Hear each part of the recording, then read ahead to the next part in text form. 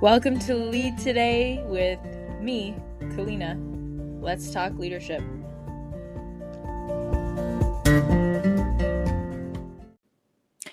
This episode would not be possible without Anchor. It's free and the easiest way to make a podcast.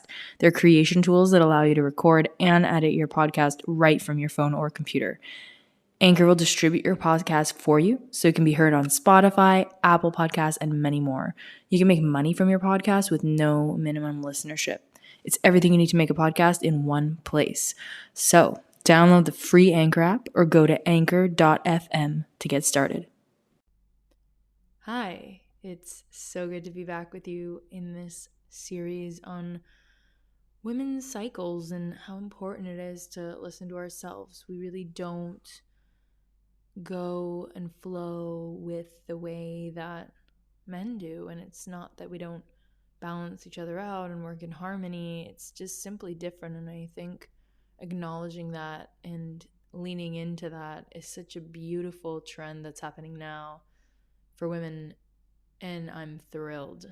So I'm joining you today with Max on my lap. He's decided to be cuddly and hang out, so hello from Max, my lovely puppy. And if you remember from last episode, or if you haven't checked it out, go ahead. It's just one episode back. We talked about really taking care of ourselves during our period, our bleed, when we're menstruating, that inner winter, the first week of our cycle. And just a refresher, there are 3 parts technically to our cycle. There's a follicular phase, ovulation, which is 1 day, and then the luteal phase, and we're looking at an average 28-day cycle. But I think it's really important to go week by week simply because there are fluctuations that happen amidst those 3 phases, and ovulation is such a quick phase. So we're looking at this on a 4-week basis and really following the seasons, if you will. So we talked about that inner winter,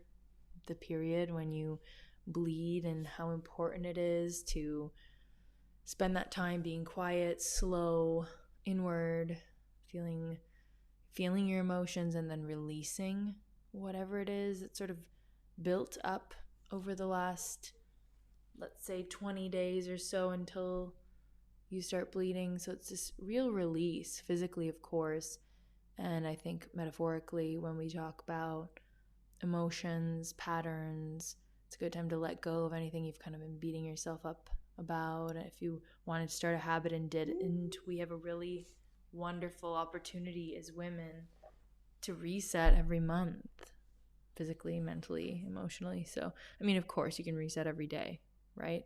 Who's here to say? But it's a really nice thing when you get in touch. So, this episode is about days 6 to 16 or so.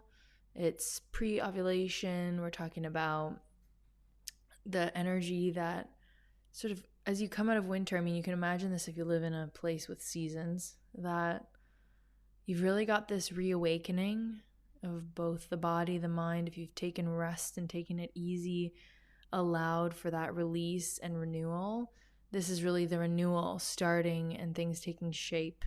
And if you can imagine spring as a season, that's really what's happening internally for us at this phase. And so you're feeling focused and creative. There's more social interest, so you kind of do want to get out and talk with people more, be around people, feel more playful and more driven to get goals accomplished and create things. So it's an interesting time, right, where you feel very vital and alive. And I thrive in this phase, and I think this phase is what we're expected to be all the time. And that's where I really think dispelling that is so important, and aligning to our cycles is critical, because who can be in spring all the time? It's so naturally who I am, at least that's what I defined my personality as, or who I am as, right? But how can that possibly be the case? I mean, they're conflicting things, right? We're supposed to be consistent. We're supposed to show up the same way and reliable for people. How do we balance that consistency and wanting to be reliable and this idea that we need to be on all the time? If that's on one end, And the other end is, cyclical and maybe a bit of chaos and change, these real ebbs and flows within that cycle, within a day, within an hour. Sometimes it feels, how do we balance that? And I think we're all pretty good at this phase, actually, the kind of inner spring phase, because our society asks that of us, right? Be bubbly, be social, go out, see friends. We're expected to do that all month long, all year long. I know some friends with family events, every weekend it's like event, or if you party, like wherever it is that you're showing up, or else somehow you're not meeting somebody's expectations, society's or your own, and it can be tough. I mean, especially if you have a job, right? I mean, if you have a job, you've got to show up all the days of the month, or weekdays. How are we supposed to bring in this kind of system that I'm referring to? How are you supposed to take those 7 days or less or more, but how are you supposed to take the days off when you're bleeding? So it's 7 days a month. Then you're supposed to be creative for 7 days a month, and that's it? I mean, how is that possible? What if you have a deadline with your boss? What if you have a project that you're working on?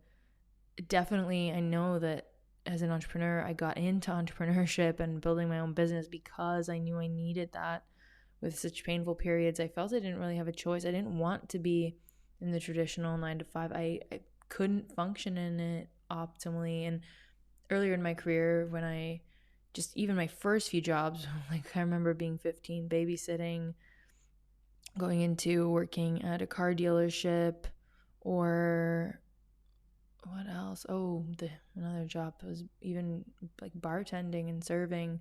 Just trying to think of the shift work I've done over the years. And in shift work, I mean, of course, you can also do that, right? And ebb and flow. But do your income needs change? No, but there is a way. And I think that this is, looking at week 2, a big thing is this is when you kind of can load on the social calendar. Of course, we can't change, let's say, Christmas Day, right? Or New Year's Eve, or things like that, where whatever, Valentine's Day, Easter, Hanukkah, whatever you celebrate, these are things that they don't necessarily flow with our flow. So what's a girl to do? I think it's knowing, I go back to this a lot. It's like the wisdom to know the difference, between what you control and what you can't. And certainly if you have an event and it's your inner fall or even your inner winter and you're menstruating, you always have a choice.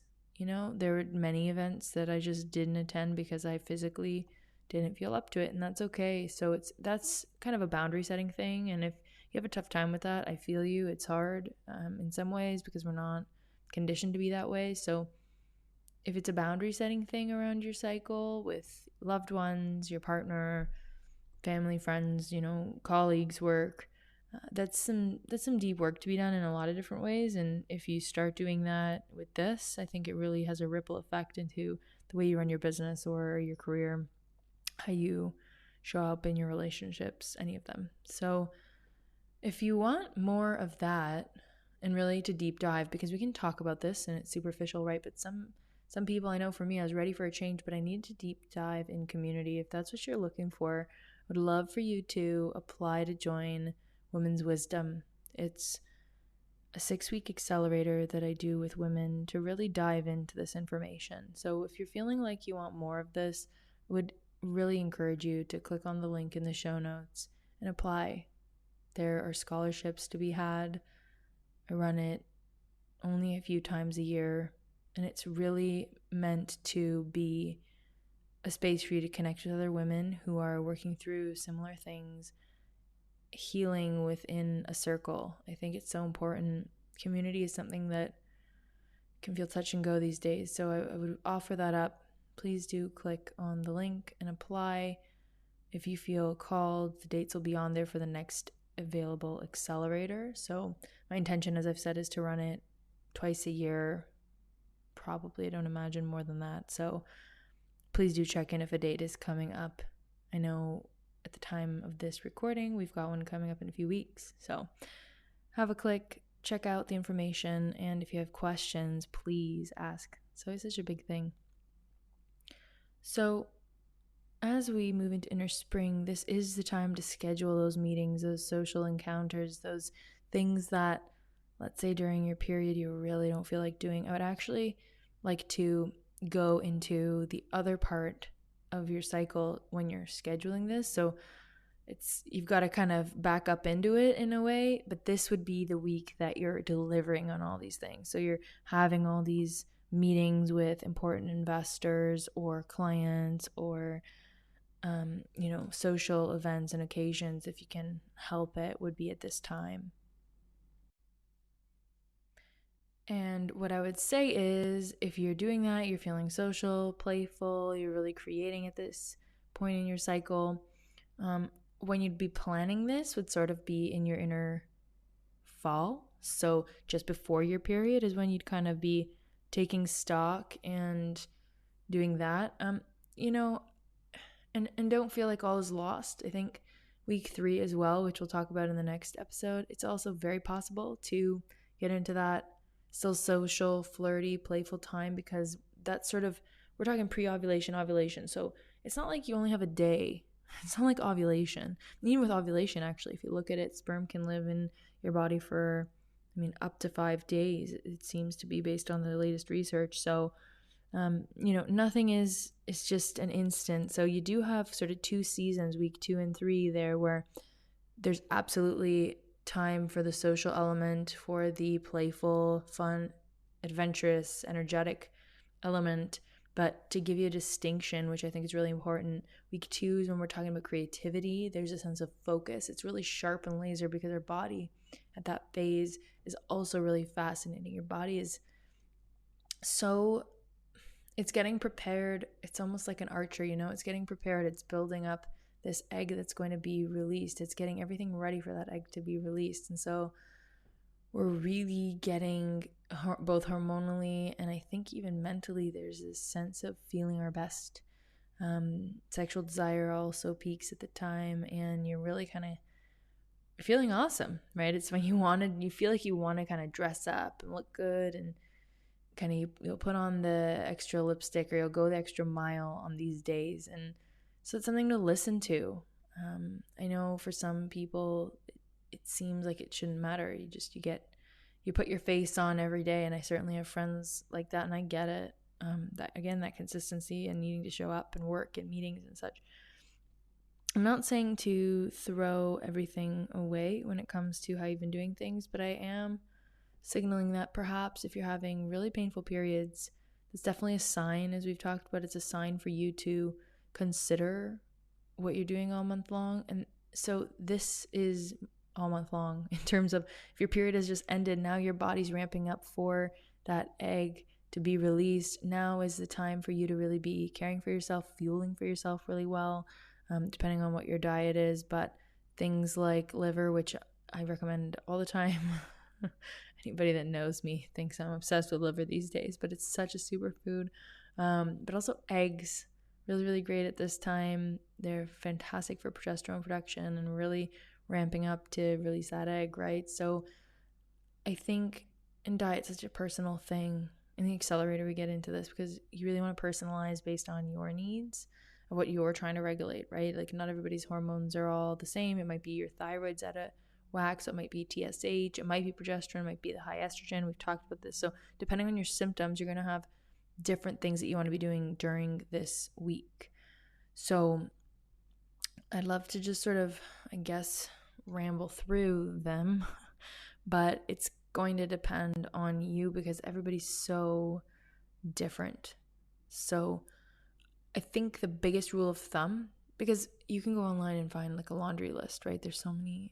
I feel like it almost becomes overwhelming. So I'd actually prefer to give it in terms of a rule of thumb.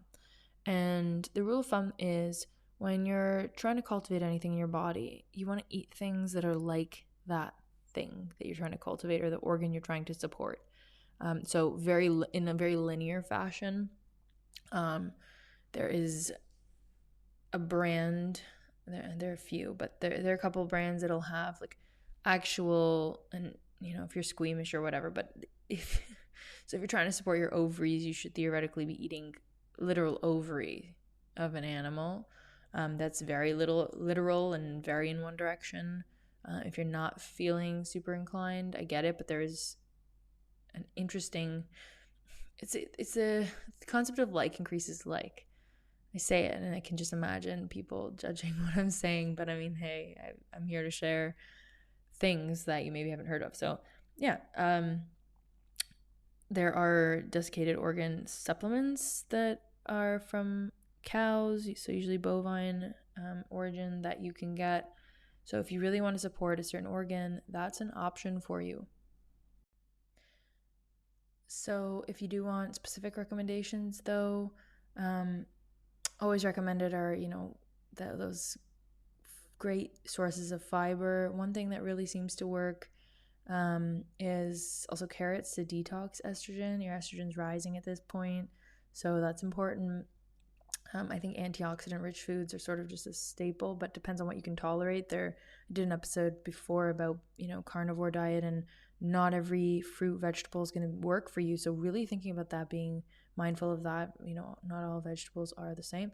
Zinc is said to be really good at this part of your cycle. So as I mentioned, eggs, but we're also talking meat, shellfish, whole grains. And if you do want to seed cycling, if you haven't heard of it, essentially you're just eating, not really supplementing, you're eating different seeds at different phases of your cycle in order to help regulate your hormones and get rid of hormonal imbalances, whether it's estrogen, testosterone, or progesterone. So at this phase, it would be sunflower and sesame seeds that you're looking at consuming, and that's just like a tablespoon or two a day is what's recommended. I did this for a while. I didn't see, a while means like a couple months. I didn't see the crazy benefits that people are talking about. I felt better, but this is why it's so individualized and why I'm a bit wary of just saying, oh, like eat this, eat that. It's not really the answer, right? Like, oh, you must eat this at this phase of your cycle. Like, there's certainly experts that say that. I just found, and I have other friends and family that have had really intense periods that have found that the real restriction doesn't feel good. And so for me, it's all about the intuitive eating movement. It's all about, like, if you feel like it, go for it. If you're feeling like really shitty foods, though, that's not really it. Like, if you're feeling super highly processed, like chemical laden, just fast food, processed foods, packaged foods, I get it. I totally get it. I'm not here to, like, I've been there. But there's an underlying thing going on, like something's lacking that you actually need, whether it's certain electrolytes and minerals, like something's missing in your body for it to go kind of haywire and crave that. Again, very normal these days because of how processed our food is, but just a thought around tuning in and sort of listening in. A lot of us seem to be magnesium deficient these days, so if a supplement there or just increasing your intake of magnesium rich foods is an option. But it can become such a rabbit hole of supplements, and it's difficult to know who to listen to. So my biggest advice is really to listen in. And that means slowing down. And even at this phase, even at your inner spring, when you're, rolling at high speed, you're super creative, you're brainstorming. Maybe you're planning a super sexy date around ovulation, or just getting out there and going out on the town more. If that's the thing, just remember to kind of tune in, because I know when I start going at light speed like that, it feels really good. I feel in my element hugely, which my constitution is spring when it comes to, if you ever heard of, like, you can even dress for your season, which is like different color schemes. It's a very, looking at seasonal constitutions and interesting. Maybe we'll do an episode on that. But I'm so in my element when I'm just like zipping around, seeing all kinds of people, chatty. So I feel in my element here, and it's important for me to kind of sit there and go, okay, I have all this energy right now, but even in this phase, am I now setting myself up to crash, week 4 or like even week 3, like, and in the new phase, in the new cycle, when I bleed, am I setting myself up for failure here by overextending? So even in this phase, even though you've got that increased energy, doing that in a way that feels balanced still, even though it's increased, at least for me, because I have the tendency to come out of my period really feeling guilty and like I took too long to chill out, and then I just see this huge to-do list. It's like, oh no, I waited too long, I need to go and do more. And then, the pendulum swings in the other direction. So just a thought, right? Like, if we go super hard this week and next week, which we'll talk about, right, that week 3 inner summer, if we kind of push to the 150% limit, the pendulum is going to swing in the other direction. And so for me, even though our cycles are so different, for me, it's sort of been balancing that out so that there isn't such an up and down or a side to side swing of that pendulum, because that's where it becomes more intense when we don't listen. At least that's what I've found.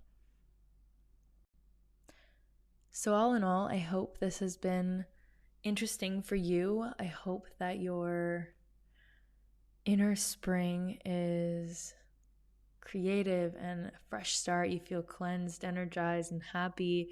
You're really getting back into the world, taking on new projects, and feeling really good about your month. It's a good time to organize too. Like if you want to plan the next month, plan it out now when you're really hyper focused. And anything challenging, so also to do with workouts, right? Like if you, this is the time to do the kickboxing and all the kind of physical, mental challenges. This is a time when you'll feel ready for it as you get that fresh start. So I hope you feel ready to go off into the spring-like energy, even if you're listening to this and it's not so spring-like on the outside. And I really do encourage you to check out the Women's Wisdom Accelerator, no matter what part of your cycle you're in right now or phase, even if you're trying to conceive or you have had children. I think aligning to our feminine cycles and certainly aligning our contribution to our natural energy cycles is just so important, because as women, we're unique in that way. And we have the capacity to align and feel a bit inspired. And I'm not here to say that motivation and inspiration is everything. You know, if we only worked when we had high motivation, it might not come all the time. Certainly, I know in writing my book, my goodness, if it was only written when I felt motivated, I think it'd take me another 10 years. And it's taken long enough as it is to bring this project to fruition. So it is a balance. And at the same time, anything forced, I think the results will just be, they won't be what you want anyway. So there really is a balance. And if you're feeling called to come further into balance and listen to yourself and know your body better, then I would really encourage you to click on the link in the show notes, join us inside a beautiful women's circle filled with community, healing, and support. I think we could all use a little cozy space right now to just feel safe and held, heard, seen.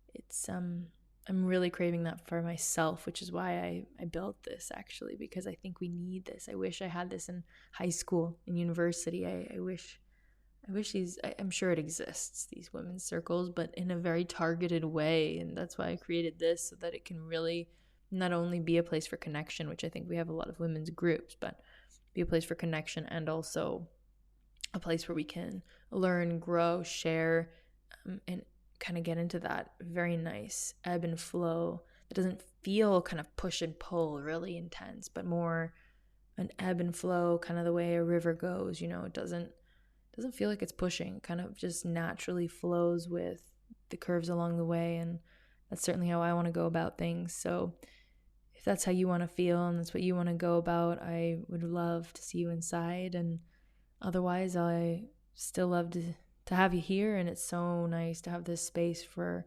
us. This means so much to me that this podcast exists. And I'm so grateful to have this outlet and this connection with you. So thank you for listening. Join me next week where we talk about inner summer, about ovulation, and when you're feeling at your absolute peak in terms of fertility and vibrancy. I think it's an interesting week as well.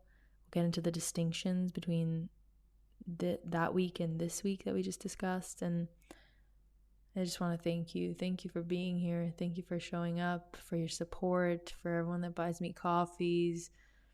Every single listener is just making a world of difference, or else I would be speaking into a void. So having you here means everything to me, to also give me a place to feel heard. So thank you. I'll see you next week, and take really good care.